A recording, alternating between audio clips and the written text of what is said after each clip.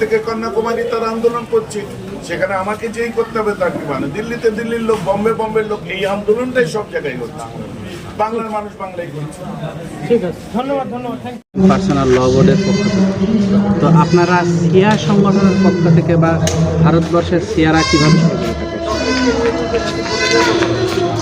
বিসমিল্লাহির রহমানির রহিম। সমস্ত ভারতবর্ষে মুসলিমের যত ফেরকা আছে তার ভিতরে শিয়াও একটা ফেরকা, এবং শিয়াদেরও ওয়াকফ প্রপার্টি অনেকই আছে, যেমন এখানকার হুগলি ইমামবাড়া বাড়া আছে, লখনউতে হোসেন আবাদ আছে।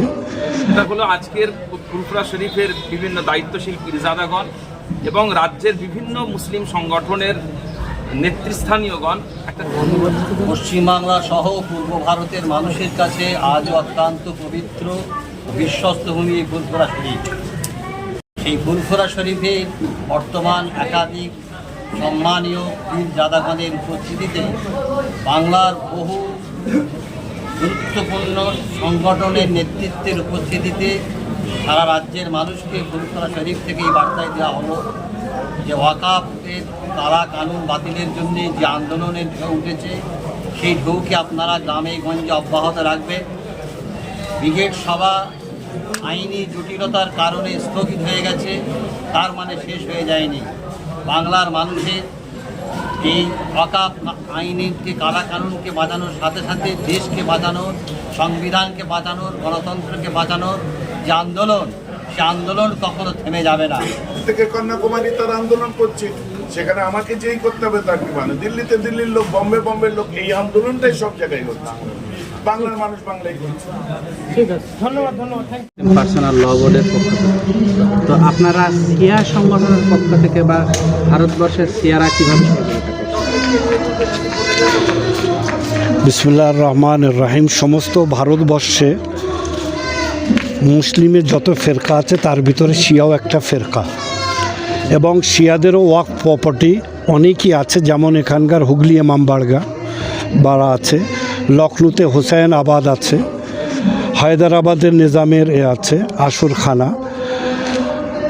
তা সমস্ত জায়গায় শিয়াদের তরফ থেকে, বলকে আমরা এখন কোনো ফেরকা হিসাবে কোনো আন্দোলন করছি না, বলকে সমস্ত মুসলিম জাতি নবীর উম্মাহ একত্রিত হয়ে আমরা এই ওয়াকফ বিল, যেটা বেআইনি, সংবিধান বিরোধী, মুসলিম বিরোধী, এবং সংবিধান যে আমাদেরকে যে অধিকারটি দিয়েছে সেই অধিকারকে এই বিজেপি সরকার ভঙ্গ করে আমাদের মুসলিম জাতির সমস্ত ধর্মীয় স্থানগুলিকে তারা নিজের এখতিয়ারে নিতে চায়, তার বিরুদ্ধে আমরা এই প্রতিবাদ করছি, এবং এই প্রতিবাদ ওই সময় পর্যন্ত আমরা চালু রাখবো যত সময় এই বিল রদ না করা হবে।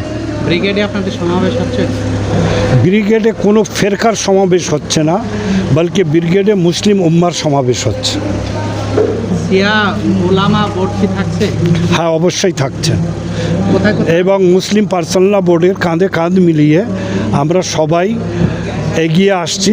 আমাদের সমস্ত ফেরকার একটি এখন এখানে যে ব্রিগেডে যে মুসলিম পার্সোনাল বোর্ডের নেতৃত্বে যেটা হচ্ছে, আমরা সমস্ত ফেরকার ভুলিয়ে মুসলিম উম্মা হিসেবে সেখানে উপস্থিত থাকছি।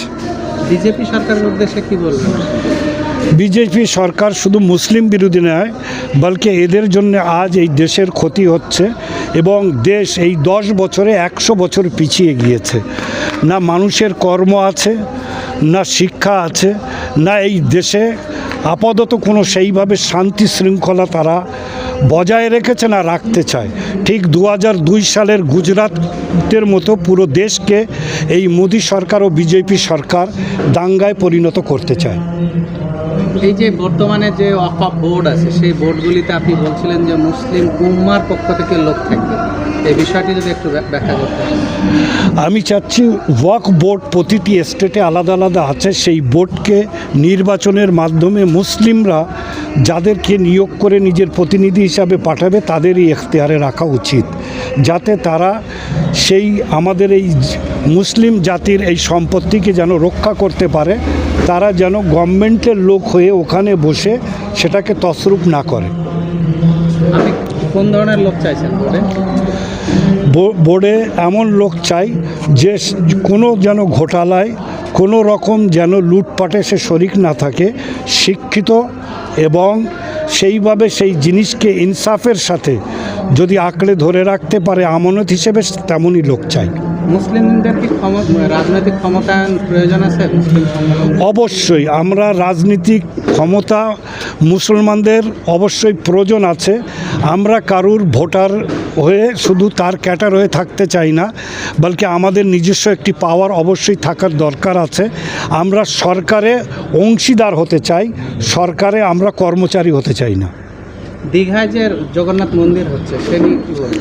সেটা তাদের ধর্মের একটা আছে, সেটা সরকার করতেই পারে, সেটা নিয়ে আমার নেই। যেরকম ওই ধর্মের করছে ওরকম বাকি ধর্মের জন্যও এই সরকারকে তাদের ধর্মস্থান করা উচিত। আপনি মসজিদ চাইছেন ওখানে?